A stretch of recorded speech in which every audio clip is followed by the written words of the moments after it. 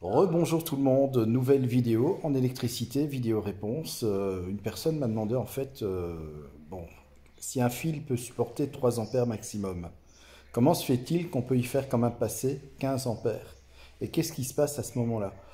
En fait, oui, le fil, les 15 ampères vont pouvoir passer dedans, avec difficulté, puisque plus un fil est faible en section, et plus sa résistance interne augmente. Donc, il va y avoir au passage des électrons, au passage du courant, un échauffement. Et cet échauffement va faire qu'un fil qui ne peut supporter que 3 ampères et vous lui en mettez 5 fois plus, à savoir 15 ampères, eh bien le fil va chauffer et va fondre. Et d'ailleurs, c'est ainsi, malheureusement, qu'on arrive à avoir des incendies dans des bâtiments, notamment quand on prend un peu trop de courant sur une installation qui n'est pas adaptée. Je pense aux anciennes installations, par exemple, où c'est vrai que la section des câbles était vraiment petite. C'était pas des grosses sections.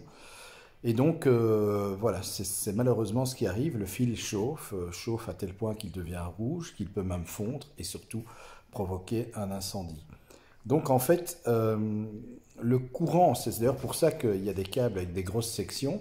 Pourquoi est-ce qu'on utilise, par exemple, pour une colonne de distribution, pour alimenter, comme par exemple ici dans cette maison, donc le compteur électrique, donc toute l'installation, et bien la colonne qui vient donc du réseau électrique ORES est de 4 fois 25 mm². C'est pas pour rien qu'on met du 4 fois 25 mm², c'est tout simplement parce que le câble doit être capable de pouvoir supporter l'ampérage qui va passer dedans. Dans ce cas-ci, eh bien, c'est un disjoncteur de 32 ampères en 400 volts plus neutre. Donc voilà, par exemple chez moi, au niveau de mon compteur électrique, la colonne c'est du 4 fois 25 mm² et le disjoncteur général au niveau du compteur est de 40 ampères.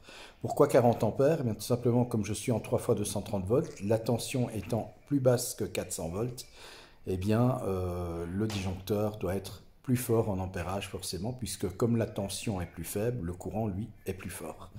Voilà, donc tout simplement, si on veut faire passer beaucoup de courant dans un fil, ben, il faut évidemment en adapter la section.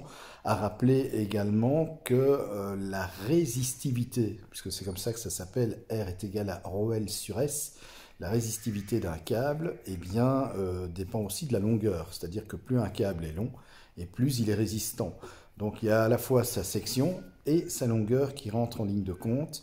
C'est d'ailleurs pour ça que les personnes qui habitent sur un réseau électrique qui sont vraiment en bout de ligne, eh bien, auront moins de tension, auront même des chutes de tension en bout de ligne par rapport aux personnes qui se retrouvent au plus près de la cabine.